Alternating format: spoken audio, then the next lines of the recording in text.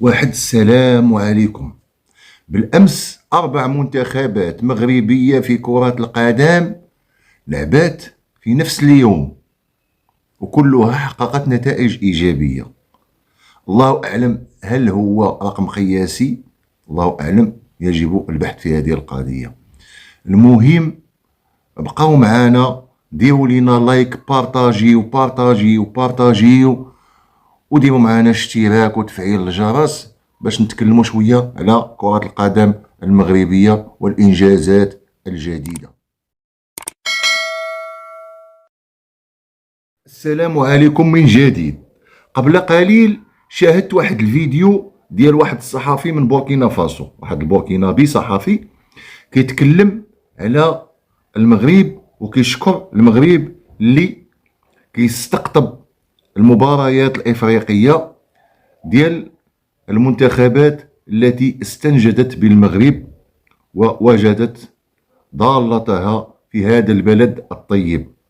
تكلم عن الاستقبال، حسن التدبير، المستوى اللي وصل ليه المغرب في البنية التحتية، والمستوى اللي وصل ليه في التسيير وفي كرة القدم.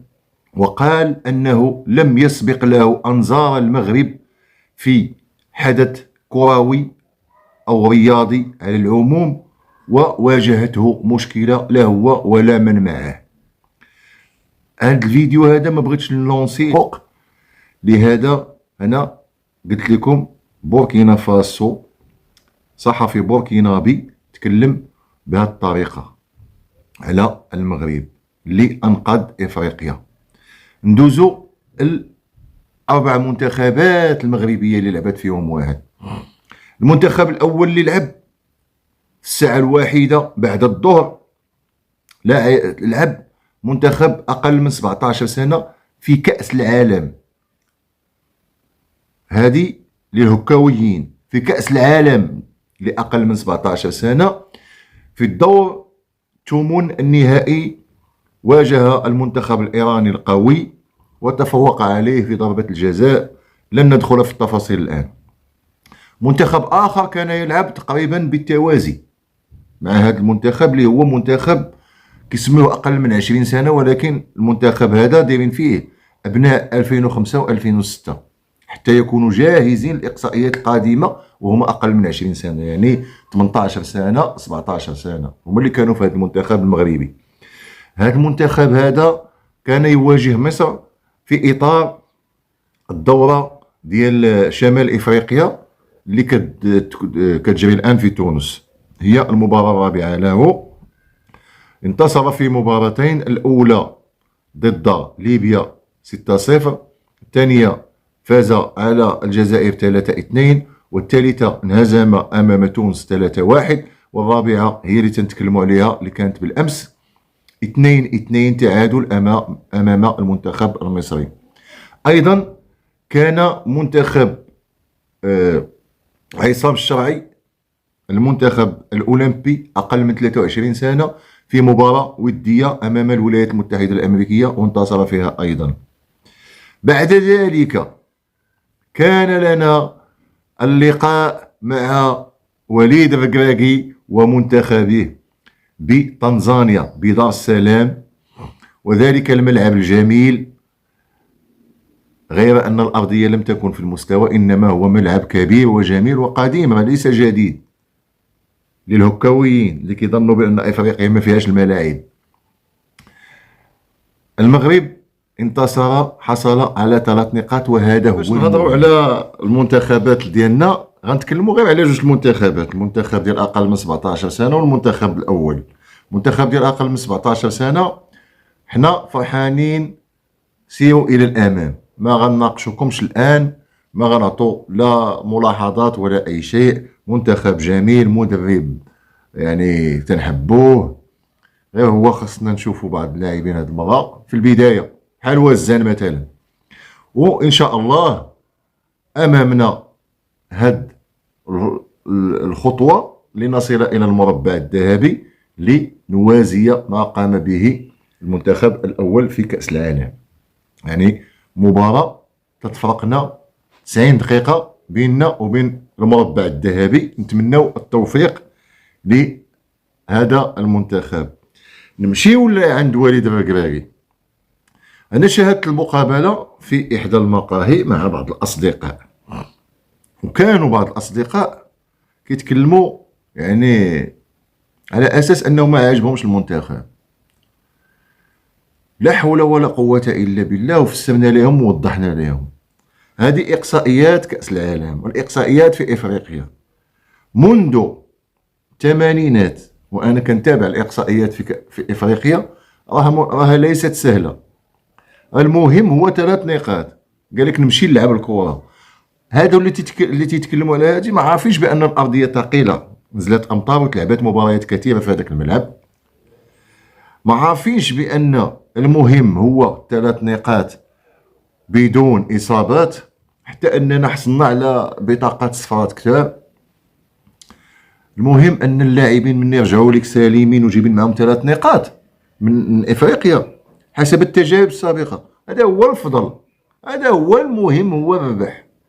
جبتي 3 نقاط الله يجعل البركة. وباقي عندك مباريات ما غترجع لهاد الإقصائيات ربما حتى لجوان ولا جويي اللي غترجع لها، لأن كاينه كأس إفريقيا.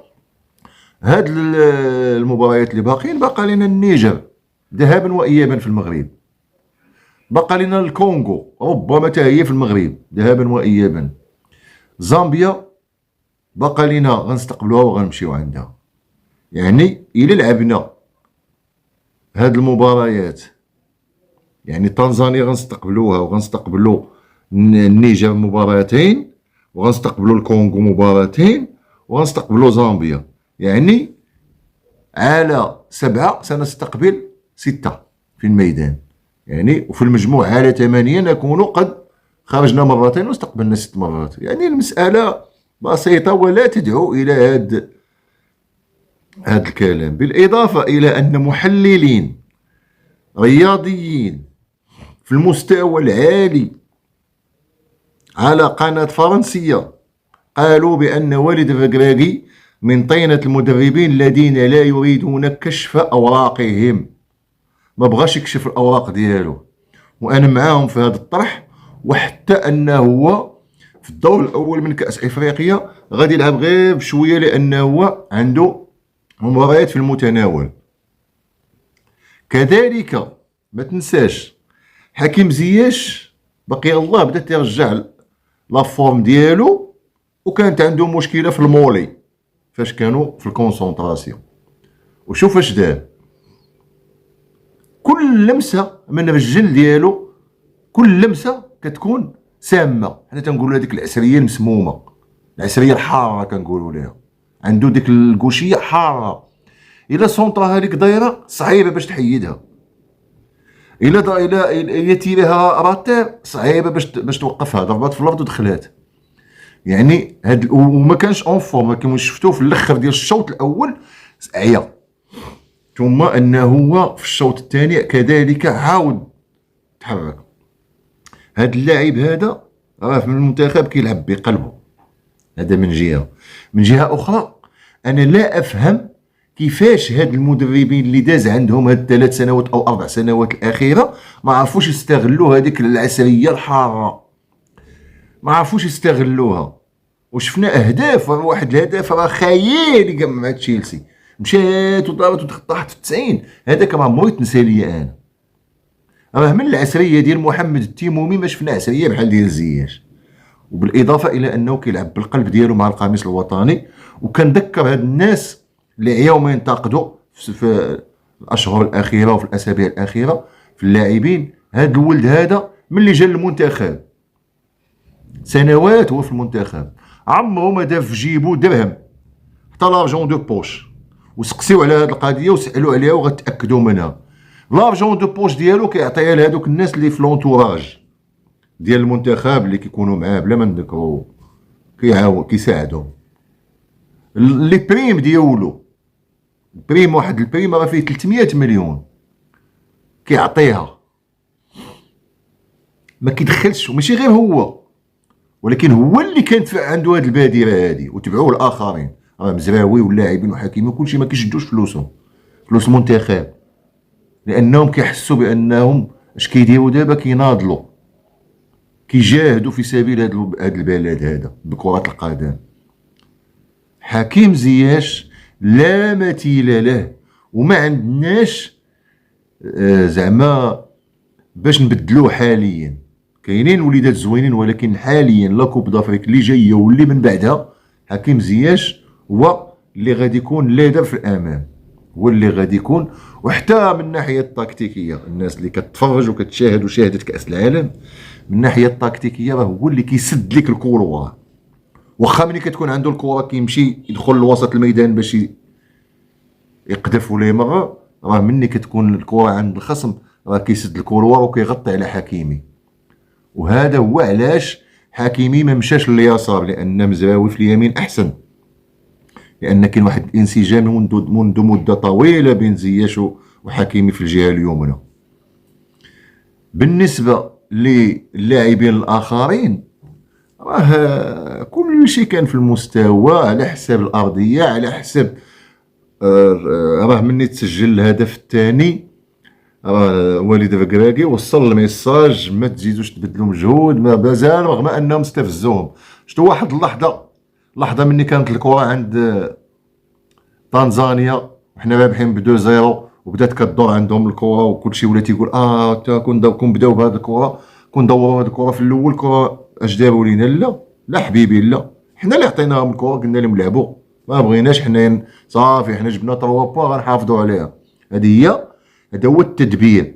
راه قديم كنتو كتغوتوا ماشي كره هادي، ماشي لعب هذا، ماشي هذا، كيمشيو كيبداو يلعبوا ليك وشي باغي يدريبلي هنا وشي باغي يمشي من هنا وشي من هنا، وفي الاخير كنجيو خاسرين. حنا بغينا غير الربح. باش نوضحوا هاد الامور، غير باش نتفاهموا، عندنا غيابات، 3 الغيابات في صف واحد اللي هما سفيان بوفال اللي كيقوم بالدور اللي كيقوم به زياش في الجهه الاخرى، كيسد الكروار حتى هو في الجهه اليسرى. عندنا اناحي واملاح لحد الساعه حتى شي واحد ما قدر يقوم بالدور اللي قاموا به هاد الجوج هادو في كاس العالم، خصوصا اناحي. كيرجعوا كيستخلصوا الكره وكيطلعوا، ما كينساوش ريوسهم في واحد المكان اللي هم مقيدين به. بحال البارح وقعت في الشوط الاول، الخنوس هو وحاريت بقاو في صف واحد وبعدوا شويه على مرابط، ما كاينش شي واحد كيرجع يستخلص معاه الكره ويطلعوا، عراو شي شويه. على ايين غادي يستوعبوا هذه القضيه، لان في التجمعات هنا فين كتوصل الرساله ديال المدرب التكتيكيه. يعني في التجمع ديال كاس العالم كانوا سادين عليهم وخدامين. هنا باش توصلت ماشي بحال اللقاء في 3 ايام او 4 ايام، هادو اقصائيات كنجيبوا بهم النقاط وكفى. كذلك من غير الغيابات هو كان عندنا لاعبين ما عندهمش لا فورم ديالهم، راه ناقصين شويه في لا فورم. كاين اللي رجعوا من اصابات، كاين اللي ماشي اون فورم. المهم ان شاء الله غادي يكون كلشي بخير وعلى خير، وانا من المتفائلين. اقوى منتخب في كاس افريقيا هو المنتخب المغربي. شفتوا النتائج، باستثناء المنتخبات العربيه اللي كانت قويه، رغم ان المحللين ديالهم والمنتقدين عندهم بحالهم. مصر عندنا 6 نقاط، اش بغيتوا اللي باقيين كينتقدوا؟ الجزائر جابت 6 نقاط، علاش كتنتقدوا فيها؟ كنهضر مع الجزائريين وتونس، علاش التوانسه كينتقدوا فيها وجايبه 6 نقاط؟ والحمد لله ليبيا كتصدر المجموعه ديالها، السودان كتصدر المجموعه ديالها 4 نقاط هنا 4 نقاط هنا، جزر القمر كتصدر المجموعه ديالها ب6 نقاط في مفاجاه كبرى. يعني المنتخبات العربيه غاديه مزيان، بعدوا من الانتقادات الخاويه. انت كتقلب على 3 نقاط، جبتي 3 نقاط، تنقولها لجميع العرب، لا المصريين ولا الجزائريين ولا التوانسه وحتى المغاربه، الله يخليكم جبتوا النقاط ديالكم. انت منتصر بحال مصر منتصرين ب6 وكيهضروا، الجزائر منتصرين ب2 ماتشات وكيهضروا. لا سيدي، راه عندكم فرق، المنتخبات ديالكم قويه. فحاليا المنتخبات العربيه هي الاقوى. وواحد المساله غادي نقولوها على والد الركراكي للصحفيين والمنتقدين، ماشي تشوفوا والد الركراكي انسان متسامح وبشوش كيتعامل مزيان مع الصحافه وتبداو تكتبوا في الهضره. نسيتو خليلوزيتش اش كان كيدير؟ اش من هضره كان تيعرف تيتقبح على الصحافه ويتقبح على الجمهور. وقبل منه اير فيرونا بديك النفخه ديالو، اش عطانا اير فيرونا؟ جاب نقطة واحدة في كأس العالم وجابوها غير اللاعبين ماشي هو. اش دار في كأس افريقيا؟ لهذا وليد كيف ما تيقول المثال، مطرب الحي لا يطرب. وليد الكراكي راه شي حاجة كبيرة عطاها لنا الله سبحانه وتعالى. الله يجازيكم بخير، تعاونوا مع المنتخب. حنا عندنا أهداف، عندنا هدف 2024 والهدف المهم 2025 وكأس العالم في 26 و30. إلى اللقاء مع النتائج الإيجابية.